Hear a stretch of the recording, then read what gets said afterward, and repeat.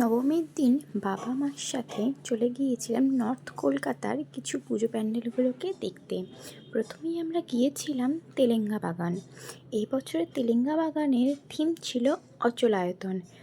মা এখানে নিজেই ঋতুবতী।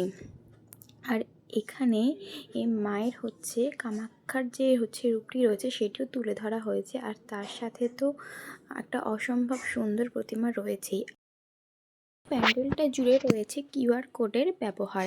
এই ফটোগুলো আছে ওই যে স্ক্রিনের মতন গোল যে চাঁদের মতো রয়েছে, ওই জায়গাটায় আমরা যদি আমাদের ফোনের স্ক্রিনটাকে কিউআর কোডটাকে যদি আমরা অন করি, তাহলে আমরা ওই ছবিগুলোকে দেখতে পাবো যে ওগুলো জীবন্ত হয়ে উঠেছে।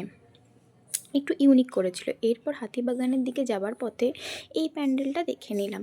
এই প্যান্ডেলটা বাইরে থেকে দেখে আমার সেরকম কিছু লাগেনি, তবে ভেতরে গিয়ে তো দেখলাম যে ক্রিয়েটিভিটি কোন লেভেলের হতে পারে। আমাদের প্রতিদিনের দৈনন্দিন জীবনের ফেলে দেওয়া জিনিসগুলো দিয়ে যে এত সুন্দর একটা প্যান্ডেল ফুটিয়ে তোলা যেতে পারে, এই প্যান্ডেলটা না আসলে হয়তো আমরা দেখতেই পেতাম না। আর প্যান্ডেলটা খুব ফাঁকাও ছিল।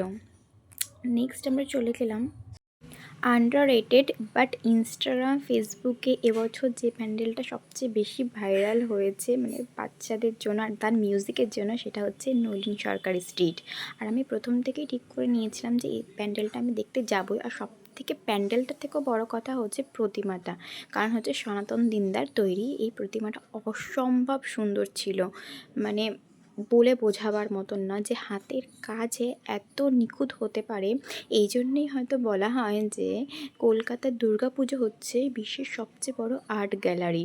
এরপর আমরা চলে গেছিলাম হাতিবাগান সর্বজনীন দেখতে। আর হাতিবাগান সর্বজনীনের যে পুজোগুলো যেহেতু রাস্তার উপরে হয়, তাই একটু মানুষ হলেই মনে হয় যেন কত ভিড় হয়ে গিয়েছে।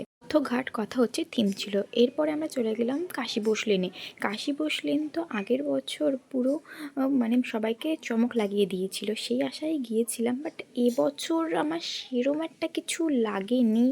মেবি হয়তো রাত্রে হয়তো লাইটিংয়ের কারুকার্য ভালো করেছিল, তবে থিম ছিল পাকদণ্ডী।